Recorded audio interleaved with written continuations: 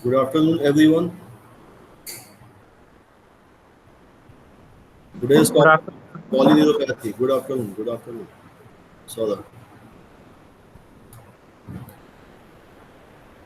today's topic is polyneuropathy.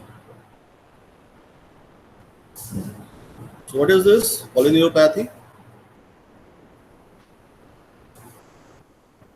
Basically, polyneuropathy means the disease which involves the peripheral nervous system, right? So it includes degenerative and inflammatory disease of the peripheral nervous system, right? So usually in this, there is a symmetrical muscular weakness and wasting, right? And the distal parts are affected first, and that is followed by the involvement of proximal parts, right? So basically, it's a disease of peripheral nervous system, right? Where the degeneration occurs, inflammation occurs, clear, and the distal part will be involved, and that will be followed by the involvement of proximal parts, right? Next thing is it's a symmetrical muscular weakness may be there, and wasting of the muscles may be there, right? So these are common features of polyneuropathy: muscular weakness and muscle wasting, right? Especially symmetrical muscle weakness, right? Occasionally, the cranial nerves may also get involved, right? So next type of clinical features due to infection of sensory and motor disturbance is present, right? So in some cases, cranial nerves may be involved. Basically, it's a disease of peripheral nervous system, right? Symmetrical involvement, symmetrical weakness, and wasting of the muscles, right? And proximal muscles will be involved first, and that will be followed by the distal muscles, right? Next thing is it is seen most commonly in young and middle age group, right? It's a disease of young age or middle age group. And there is one more term that is polyneuritis, right? So this polyneuritis is synonymous to the polyneuropathy, right? So both the terms we can use polyneuritis or polyneuropathy. Clear? So it means the primary inflammatory disease of the PNS, which can be due to any allergy, toxicity, or infection, right? Because of infection, toxicity, and allergy, peripheral nervous system may be involved. This is called polyneuropathy. Clear? Next thing is the polyneuropathy mainly include the first degree degenerative disease of peripheral nervous system, right? And the males are more affected than the females. This disease is more common in males, right? So to study the polyneuropathy, it is important to know the structure and working of peripheral nervous system, right? What is the structure of peripheral nervous system and what is the functioning of peripheral nervous system? The first thing is there are two types of system which combines to form PNS, that is peripheral nervous system. It means somatic nervous system and the autonomic nervous system. There are two systems. One is somatic and another one is autonomic nervous system. Right? So first we discuss somatic nervous system. In somatic nervous system, there are two types of nerve fibers. One is afferent nerve fiber and the other one is efferent nerve fibers. Right? So what is this? Afferent nerve fibers. The afferent nerve fibers which have the long dendrite processes of sensory nerve cell body conducting impulses to the CNS, right? So it carries impulses from the peripheral part to the central nervous system, right? From the sensory receptors in the skin, joints, muscles, and the subcutaneous tissues, right? So afferent nerve fibers carries impulses from the peripheral nervous system and carries up to the central nervous system, right? And these are situated in the dorsal root ganglion. Clear? So this one is afferent nerve fibers. The other one is efferent nerve fibers.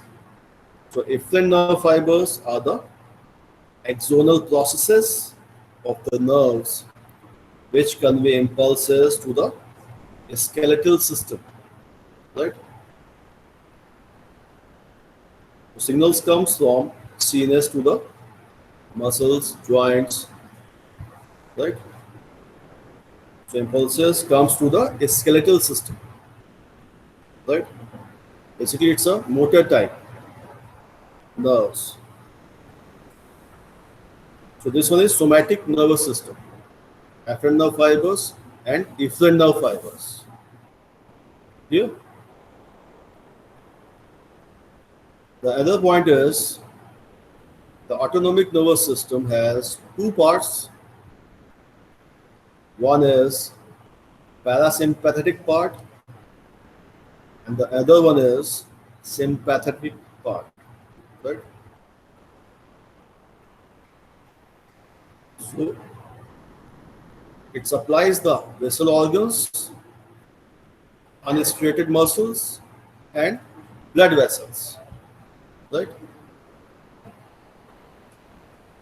So these two sections like parasympathetic and sympathetic oppose each other in their functions. So their functions are opposite to each other, right?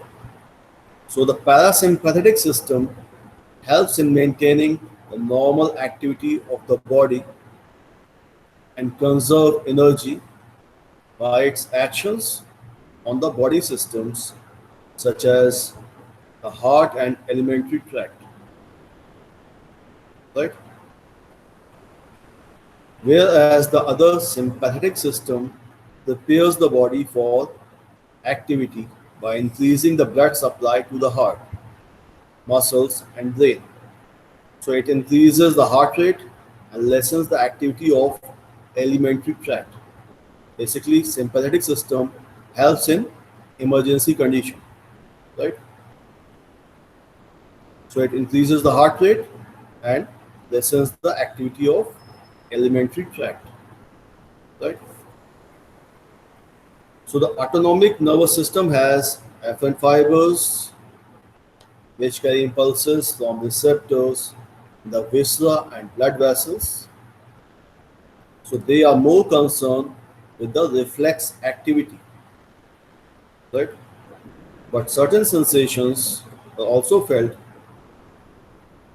For example, hunger, nausea, and visceral pain, right? We can categorize the nervous system in two sections. One is somatic nervous system and the other one is autonomic nervous system. Right? Again, we can categorize autonomic nervous system in two parts. One is sympathetic and another one is parasympathetic. Right? So now we discuss the structure of peripheral nerve. Right? So each nerve consists of two parts, as we know. One is dendron and one is axon. The dendron is further divided into dendrites, they are dendrites, cell bodies, and nucleus, which receives the impulses from the corresponding nerve fibers. Right? The other part is axon. Right? So the nerve fibers are covered with a lipid sheet known as myelin sheath, and this sheath is formed by the Schwann cells. Right? So over the axon there is a covering that is known as myelin sheath, that is formed by the Schwann cells. Right? So there is a gap present between the two Schwann cells, and that is known as node of Ranvier. Right? So this type of fiber are the large diameter somatic afferent and efferent nerve fibers. Right? So there are other type of fibers present which are non-myelinated, small diameter fibers of somatic and autonomic nerve fibers. Right? So these neurons may be myelinated and non-myelinated. Right? So the outer layer of the Schwann cell is known as neurilemma. Right? So each nerve fiber is covered by a layer of tissue that is known as endoneurium. Listen, endoneurium. So many nerve fibers form a group, and that is covered by a layer that is known as perineurium. Right? So these groups of many nerve fibers form a bundle of fibers which is again surrounded by a sheath that is known as epineurium. So outermost layer is epineurium, then perineurium, then endoneurium.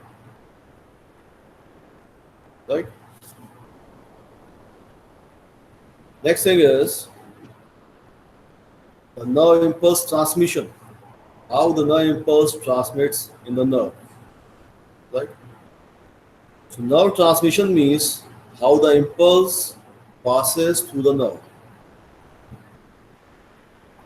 So when a nerve is in the resting period, the positive charge is outside and the negative charge is inside the membrane.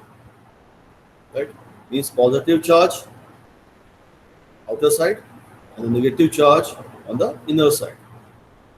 Okay? So when a nerve is stimulated, it causes a fall in the potential difference across the plasma membrane. Right? So in resting stage, outside there is positive charge, inside there is a negative charge. Right? But when the nerve is stimulated, it causes a fall in the potential difference, right, across the plasma membrane. So when the fall reaches to a critical level, the membrane becomes permeable to the sodium ions, right? And there is alteration in the level of sodium plus ions inside and outside, right? This fall of potential difference will continue till reverse polarity occurs. Right? Now the inner side becomes positive and outer side becomes negative. Right? So now the positive charge is inside and the negative charge is outside. So immediately after this activity, The sodium ions are pumped out again, and that part of the nerve returns from active state to the resting state, right? So this potential difference between the active and resting part of the nerve causes electron flow in the nerve,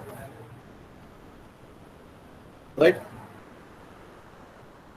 So the affection of nerve fiber will cause changes in the relationship of muscle and the nerve.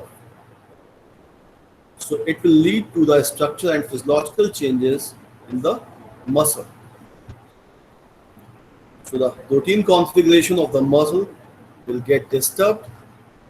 So all these factors results into the atrophy of the muscle, right? So major cause of atrophy in the is the decrease in the synthesis of protein, right, and increase in catabolism, right. So these are the two methods of decreasing protein or the mechanism of atrophy. So there will be a decrease in synthesis of protein and increase in catabolism, right. So there are two types of fibers, as we know, fast twitch and slow twitch fibers present in the muscles. So the atrophy is more in the fast twitch fibers than the slow twitch fibers, right? And this type of atrophy is same as present in the condition in which there is increase in the glucocorticoids, right? For example, in the Cushing's disease, right? So muscle wasting will be occur in the Cushing's disease also. So due to problem in the nerve, the sensory impairment also occurs, right? So basically, a polyneuropathy is a disease of peripheral nervous system. So sensory problems will be there, and motor problems will be there, right? There will be sensory impairment. There will be muscle weakness, symmetrical muscle weakness, and muscle wasting, atrophy, right? Next is how it occurs. What are the causative agents because of them a polyneuropathy occurs? One is infective causes like primary infection of the nerve due to bacteria. Common example is leprosy, in which the Mycobacterium leprae affects the nerves, right? And the other one is virus. For example, herpes virus, herpes zoster, right? Next one is a toxicosis by the toxins generated by the causative organisms having affinity towards the peripheral nervous system, right? For example, diphtheria and tetanus, right? Next one is secondary to any infection like mumps and dysentery, right? So in this type of infection, there is a post-infective polyneuropathy, and also called as Landry-Guillain-Barré syndrome, right? We have heard about GB syndrome, that is Guillain-Barré syndrome, right? The complete name is Landry-Guillain-Barré syndrome. So this is a post-infective polyneuropathy and seems to be the result of an autoimmune response following a viral infection or an allergen, right? So these are the causative organisms of polyneuropathy, right? Bacterial infection may be there, viral infection may be there, right? Next one is toxic causes. So there are substances which are toxic in nature and are harmful to the body and cause polyneuropathy, right? For example, the heavy metals and some drugs, right? So in this group, you can get heavy metal group and drugs. So in heavy metal group, these are the poisons, particularly heavy metals like arsenic, copper, thallium, mercury, gold, right? Like that. These are the heavy metals and poisonous to the body. The organic compounds like triorthoxyl phosphate, acrylamide, aniline, cyanide, and disulfiram. Right?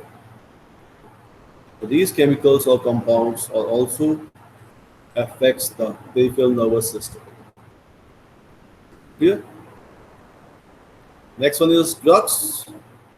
The drugs which are the causative agent of the polyneuropathy are as follows like nitrofluorination, sulfonamides, thalidomide, isoniazide, and vincristine. So these drugs also affects the peripheral nervous system, right? So drugs may produce a polyneuropathy as a side effect of their desired action, right? Next one is the metabolic causes for polyneuropathy. In this, some are due to deficiency, and the other things are due to excessive deposition of vitamins and minerals, right? All these affects peripheral nervous system. For example, lack of essential vitamin B12 and also other nutritional factors as in alcoholic polyneuropathy and beriberi, right? So deficiency of vitamin B12 may also cause polyneuropathy, right? So vitamin B12 is essential for the normal functioning of the nerves, right? So deficiency of vitamin B12 can cause polyneuropathy, right? Next is the increasing use of dialysis in the treatment of renal failure has led to recognition of chronic polyneuropathy, and that is caused by the metabolic disturbance in renal failure, right? Uremia. Next is diabetes, most common cause of polyneuropathy, right? So it comes in endocrine disturbances. So diabetes is also a main cause of polyneuropathy. Clear? Next one is the vascular disorders. So the vascular disorders like leukemia may cause polyneuropathy, right? What is leukemia? Anyone? What is leukemia? It's a blood cancer. Yes, blood cancer, right? So leukemia is a group of cancers that usually begin in bone marrow and result in a high number of abnormal WBCs, right? So this is leukemia, a kind of cancer. So the vascular diseases or disorders like leukemia may cause polyneuropathy. It gets complicated by the presence of diabetes, the Buerger's disease, or the collagen disorder, right? So these vascular disorders may lead to polyneuropathy, right? Next one is generalized disorders. So in this, there are abnormalities in the metabolism of serum proteins. These include collagen diseases, particularly polyarthritis, nodosa, the reticulosis, amyloid disease, carcinoma, and sarcoidosis. So these are some diseases which can lead to polyneuropathy, right? The other cause is trauma, right? So there are some traumatic cause also which can develop the polyneuropathy. In some cases of compression, stretching, electrical shock, or radiation injury to the nerves may lead to polyneuropathy, right? And the next is some conditions comes which include peroneal muscular atrophy and much rare disorders like hypertrophic interstitial polyneuropathy, right? So in both the conditions, the peripheral nerves get thickened due to excess of collagen deposition around the nerve fibers, right? For example, in case of Refsum's syndrome, the peripheral nerves may be thickened, right? So in Refsum syndrome, a chronic motor and sensory polyneuropathy occurs with the other signs including deafness, cerebellar ataxia, and a typical retinitis, right? So these are the causes of polyneuropathy. So because of infection, because of toxicity, because of heavy metals, drugs, there are some metabolic causes, vascular disorders, traumatic causes, compression, stretching, electrical shock. All these may lead to polyneuropathy. These are the causes of polyneuropathy, right? In which the peripheral nerves may be involved. Clear? So we have discussed the structure of nerve. We have discussed functioning of nerve. We have discussed nerve transmission.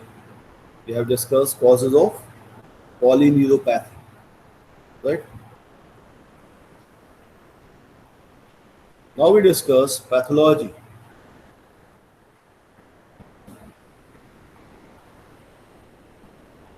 Means what are the changes occurs in polyneuropathy.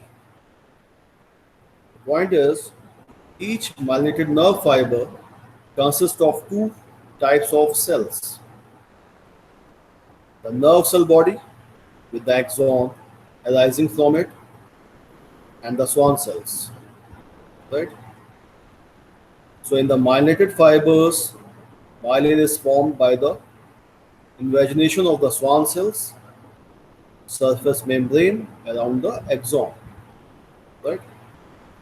So basically Schwann cells forms myelin sheath, right?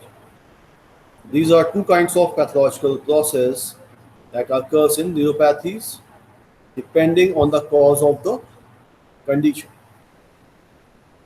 right? So in the first type, the neuron as well as the Schwann cells get damaged or degenerated, that is known as parenchymal type, right? One type is parenchymal type in which the neuron as well as the Schwann cells get damaged, right? This is parenchymal type of condition.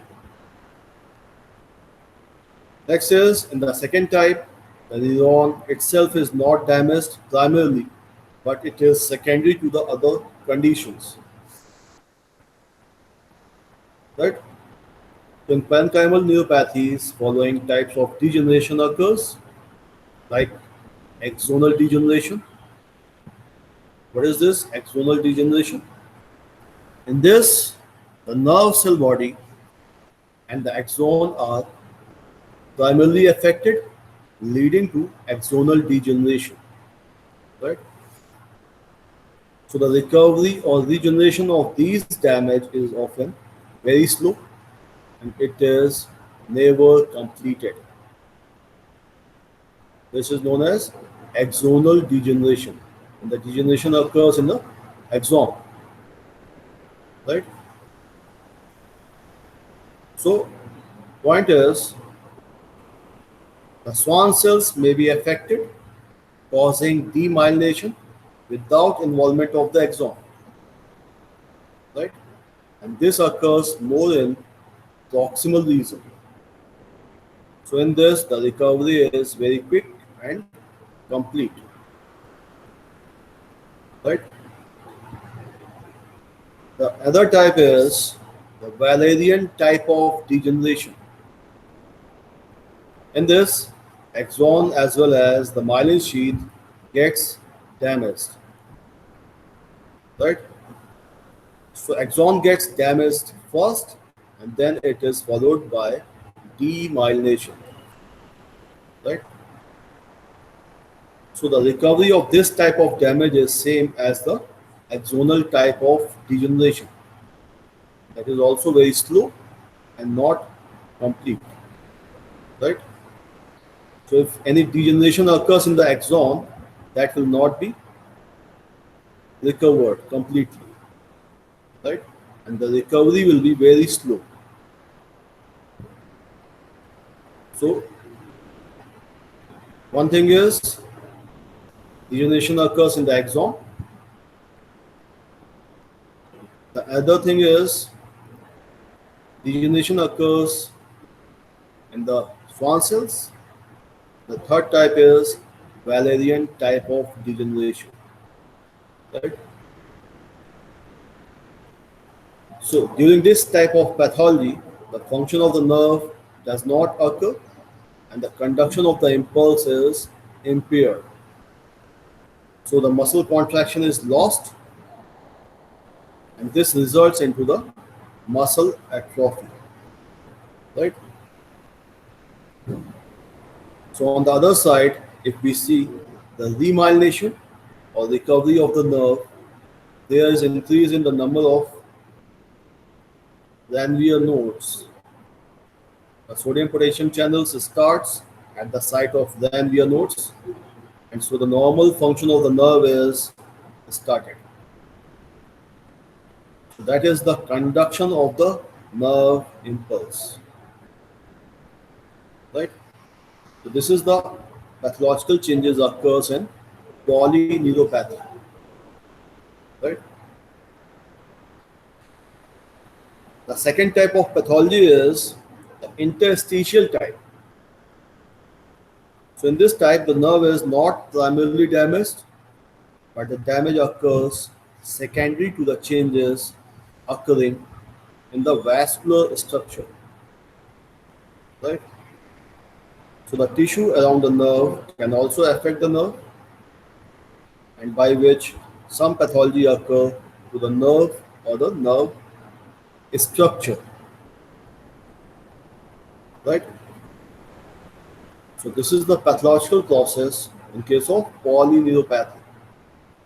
Axons may be degenerated, Schwann cells may be degenerated, and Valerian type of degeneration may occur. Right?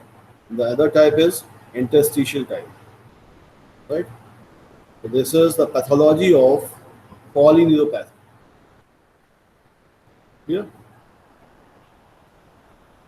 So now we take a break, 5 minutes break.